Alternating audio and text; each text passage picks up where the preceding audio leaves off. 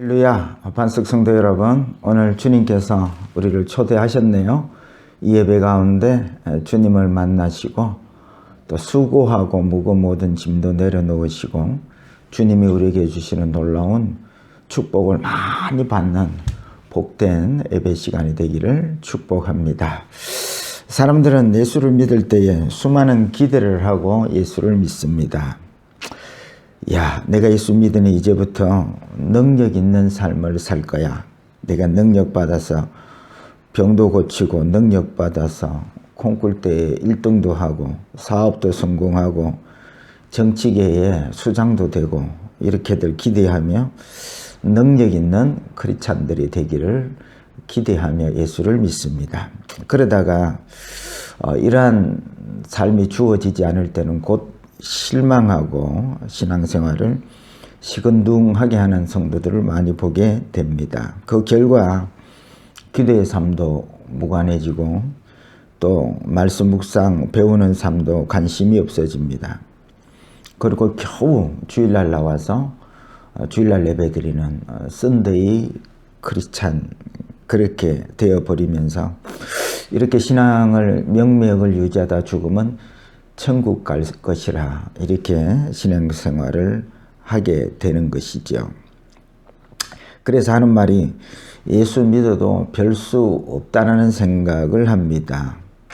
그래서 예배 생활도 살아있는 생동감 있는 그런 예배를 드리지를 못하지요.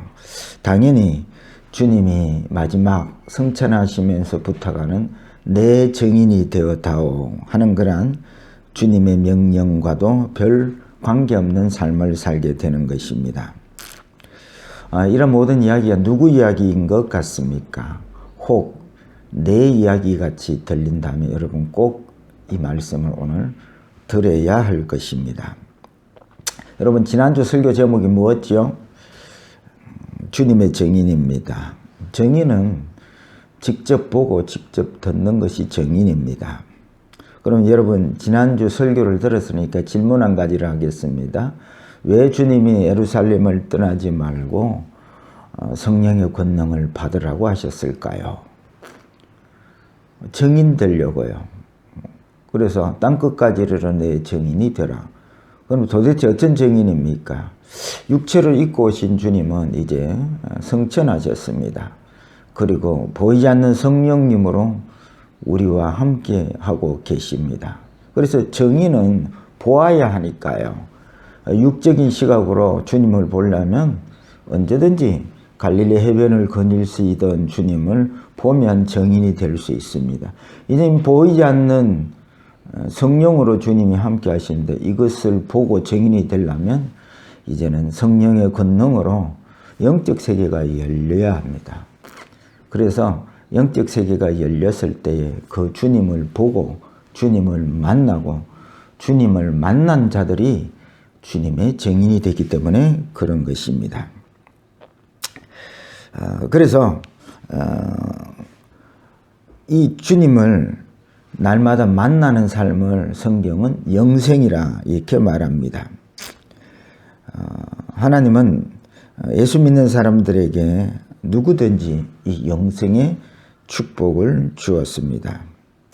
그래서 이 축복을 누리는 사람들은 참 날마다 기뻐하며 즐거워하며 감사하며 하나님의 뜻이 이거니까요. 이 영생의 삶을 사는 사람들은 항상 기뻐하고 범사에 감사하고 이 하나님의 뜻을 이루는 열매들이 나타나는 것이죠. 그런데 많은 사람들이 예수를 믿어도 이러한 열매를 나타내지를 못하는 것입니다. 그래서 이 영생의 삶을 살아야 주님의 증인이 되기 때문에 그래서 예루살렘을 떠나지 말고 꼭 성령의 권능을 받아야 된다 말씀하고 있는 것입니다. 그래서 지금 우리가 사는 이유가 먹고 사는 데 있는 것이 아니라 주님의 증인된 삶을 사는 데 목적이 있습니다. 그래서 지금 내 삶이 주님의 증인된 삶을 살고 있지 않는다면 다른 것이 중요한 것이 아닙니다. 여러분 기도에 집중하셔서 성령의 권능을 받으셔서 주님의 정인된 삶을 사는 것이 무엇보다도 중요한 것입니다. 사도행전에 보면 성령의 권능을 받고 해서, 성령의 권능이라 하면 우리는 주로 산을 바다로 옮기고 병을 고치고 하는 권능을 생각합니다. 그래서 내가 병자를 고치지 못하고 산을 옮기는 기적을 일으키지 못한다면 내가 권능을 받지 못한 사람이라 그렇게 생각을 합니다. 이 또한 성경을 육적으로 잘못 해석하는 오류가 있다는 말씀이지요. 제자들은 이미 70인 전도대 때에 귀신도 쫓고 병자도 고치는 그런 놀라운 기적들을 경험한 제자들입니다. 그러면 주님께서 권능을 받으라 할 때 이 권능이 뭐냐는 것이죠. 바로 성령의 권능은 바로 하늘나라가 열리는 권능이요. 다시 말씀드리자면 영적 세계가 열리는 권능이요. 더 구체적으로 말씀드리자면 나와 함께 하시는 주님을 날마다 만나는 권능이라는 말씀이지요. 기적을 행했던 제자들이었지만 본질적으로 변화를 받지 못했는데요. 그들은 오순절날 성령의 권능을 받고 나서는 본질적으로 변화를 가져오게 됩니다. 그래서 성령의 권능을 받은 후로는 비로소 높은 자리에 앉으려고 하는 자기를 부인하고 낮고 수치당하고 욕먹는 십자가를 지고 주님을 쫓아가는 제자들이 되었습니다. 이는 하늘나라가 열리고 하늘나라 귀한 영광과 가치를 보게 된 것이기 때문에 그렇습니다. 그래서 이 하늘나라가 열린 사람들은 사도 바울과 같이 똑같은 고백을 하게 될 것입니다. 세상의 귀한 것들이 이제는 귀하게 보이는 것이 아니라 오히려 배설물처럼 해로 여겨진다. 옛날에는 그 돈이 귀하게 했는데 그 돈 많음이 오히려 하나님을 의지하고 믿는데 방해가 되니까 해로 여긴다. 이게 하늘나라가 열린 성령의 권능을 받은 자들의 신앙 고백인 것입니다. 그래서 성령의 권능이 임하면 하나님이 믿는 자들에게 주신 그 놀라운 영광과 능력과 가치를 발견하게 되는 것입니다. 그래서 하나님이 주신 그 가치가 대단하니까 세상 가치는 배설물처럼 해로 여긴다는 고백을 하는 것입니다. 그래서 오늘 주일, 이 주일날 여러분 오셨으니까 주님이 영적 세계를 열어주셔서 주님이 주신 그 가치와 능력을 발견할 수 있는 복된 시간이 되기를 원하는 것입니다. 그래서 제목을 잡았습니다. 우리에게 주신 권세라 이렇게 잡았습니다. 오늘 본문은 오순절날 성령의 권능으로 주님의 정인된 삶을 사는 제자들의 삶이 소개되고 있습니다. 본문의 배경은 성전 미문에 앉은 안전뱅이를 베드로 요한이 고치자 사람들이 베드로와 요한을 막 주목하니까 그들에게 베드로가 말하기를 왜 우리를 주목하느냐? 이 안전뱅이를 고친 것은 너희들이 십자가에 못 박은 예수 그리스도의 그 이름이 이 안전뱅이를 성하게 하였다, 고쳤다고 정언을 하지요. 그러자 그 당시에 실세했던 제사장 사두개인들이 이 제자들을 감옥에 가두고 이들을 신문하는 내용이 저와 여러분들이 읽은 본문 말씀인 것이지요. 그런데 오늘 본문을 자세히 묵상해 보면 주님의 마음이, 성경은 주님의 마음을 담고 있지요. 주님의 마음이 지금 기적을 일으키는 베드로나 기적을 향하고 있지 않다는 것입니다. 그것은 바로 7절 말씀을 통해서 알 수 있습니다. 다 같이 읽겠습니다. 사도들을 가운데 세우고 묻되 너희가 무슨 권세와 누구의 이름으로 이 일을 행하였느냐. 지금 대제사장 안나스와 가야바가 제자들에게 질문하는 질문입니다. 무슨 권세로 또 누구의 이름으로 이런 일을 행하였느냐. 이 질문은 사실은 배경하는 사탄의 질문과 같은 것이죠. 사탄이 가장 싫어한다는 것이 무엇일까요? 그것이 바로 예수 이름으로 일하는 것입니다. 또 이 말씀을 기록한 성령님의 마음도 우리는 읽을 수 있습니다. 믿는 우리에게 주어진 예수 이름의 권세와 능력을 예수 믿는 우리가 알기를 원하는 성령님의 마음도 우리가 읽을 수가 있는 것입니다. 이 대목에서 우리는 주님이 제자들에게 너희들이 기도하고 구하는 것을 알지 못하고 구한다는 주님의 말씀이 생각납니다. 우리가 구하는 기도 내용은 주로 능력 받아서 사업 잘하고 공부 잘하고 병 고치고 이런 능력을 주시면 예수를 잘 믿겠습니다. 이렇게 구합니다. 또 이런 능력을 구하다가 주시지 않으면 그만 실망해서 기도하지 않습니다. 정작 구해야 될 것을 알지 못하고 구하고 있는 것이지요. 그러면 정작 구해야 할 것이 무엇일까요? 하는 것입니다. 오순절날 성령이 임하고 난 제자들의 눈이 밝아졌는데요. 이 모든 역사가 사람의 능력으로 되어지는 것이 아니라 오직 성령의 역사라는 것을 오순절 성령의 권능으로 영적 눈이 밝아져서 제자들이 깨닫게 된 것입니다. 그래서 안전병해를 고친 것이 자기들의 능력이 아니라 바로 성령의 역사라는 것을 알게 되는 것이죠. 그래서 이 안전병해를 고친 것이 주의 이름으로, 주의 권세로 안전병해가 낫게 되었다는 것입니다. 그래서 오순절날 성령의 권능이 임함으로 제자들이 알게 된 것은 하늘나라의 영광과 가치와 저들에게 주어진 주 예수 그리스도의 이름의 권세를 성령의 권능을 통해서 알게 된 것입니다. 여러분, 사탄이 우리가 기적을 많이 일으킨다고 두려워하는 것이 아닙니다. 계시록을 보면 사탄이 짐승에게 능력을 부어주니 그 사탄의 그 배경을 하고 일하는 모든 짐승, 세상 나라와 공중권세 잡은 세상의 모든 나라와 민족 이런 권세들이 권능을 행하고 사람들이 그 앞에 다 절하지 않습니까? 그래서 사탄이 두려워하는 것은 기적을 일으키는 능력이 아니라 주의 이름이 드러나고 주의 이름의 권세가 얼마나 큰 권세인지 그걸 두려워하고 또 제자들에게 주의 이름으로 이렇게 말하지는 말아라고 그렇게 강력히 주장하는 것입니다. 그래서 예수 믿는 우리에게 주님이 주신 것은 주님의 이름의 권세를 주셨습니다.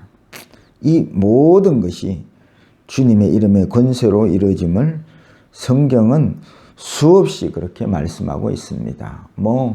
그 중에 특별한 대표적인 말씀들을 정리합니다. 마태복음 10장 22절 또 너희가 내 이름으로 말미암아 모든 사람에게 미움을 받을 것이나 끝까지 견디는 자는 구원을 얻으리라. 마태복음 18장 5절 또 누구든지 내 이름으로 이런 어린아이 하나를 영접하면 곧 나를 영접함이니. 마태 18장 20절 두세 사람이 내 이름으로 모인 곳에는 나도 그들 중에 있느니라. 마태 19장 29절 또 내 이름을 위하여 집이나 형제나 자매나 부모나 자식이나 전토를 벌인 자마다 여러 배를 받고 또 영생을 상속하리라. 마가복음 16장 17절 믿는 자들에게는 이런 표적이 따르니 곧 그들이 내 이름으로 귀신을 쫓아내며 새 방언을 말하며.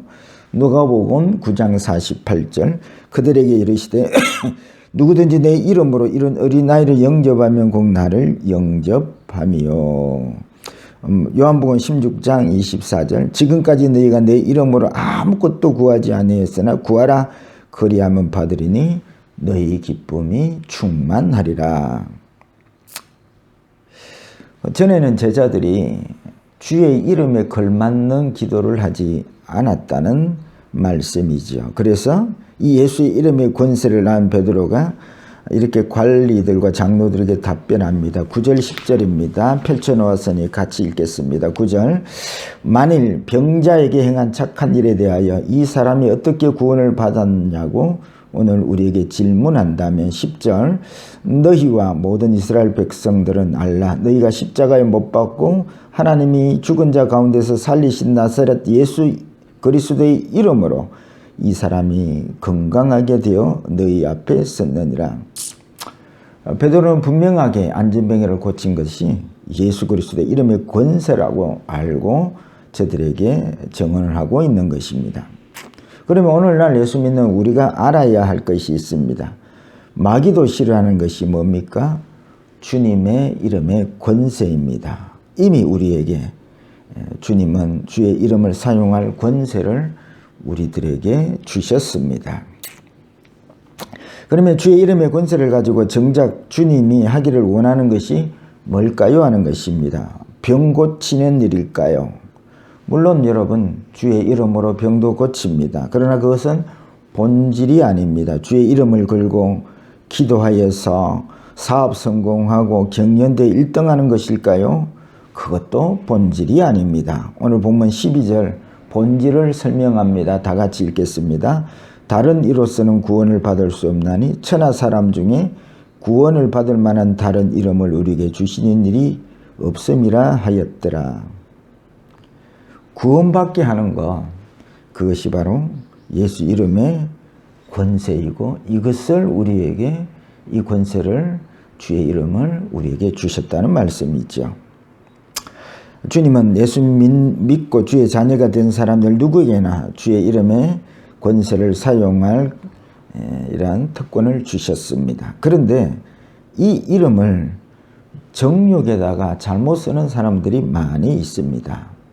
그래서 주님께서 먼저 그의 나라와 그의 의를 구하라. 이 이름을 가지고 먼저 그의 나라 하늘나라 그의 아버지의 뜻을 위해서 구하라는 것입니다. 그래서 여러분 육신의 생각에 늘 부자 되고 싶고 1등 되고 싶고 높아지고 싶고 부자 되고 싶고 이러한 육신의 정욕의 생각을 따라서 주의 이름을 구하는 것이 아니라 먼저 그의 나라와 그의 아버지의 뜻을 따라 예수 이름을 권세를 사용하기를 원하신다는 말씀이지요. 그래서 12절 말씀에 하면 가장 큰 권세는 기적을 일으키는 권세가 아니라 믿지 않고 죄악 가운데 죽어가는 자들에게 주의 이름으로 전도하고 그들을 위해 기도하는 권세를 우리에게 주셨다는 말씀이지요. 그래서 주의 이름의 권세의 최고봉은 병 고치는 권세가 아닙니다. 주의 이름으로 예수 믿고 제사함 받고 구원받는 권세입니다. 그래서 예수 이름의 뜻이 뭡니까?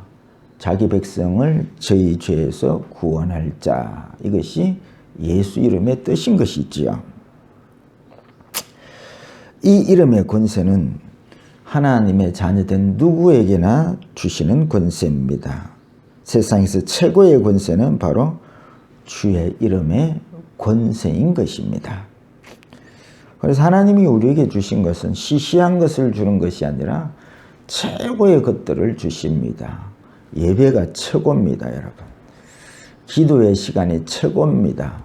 구원이 최고입니다. 내 안에 함께 하시는 주님이 최고입니다.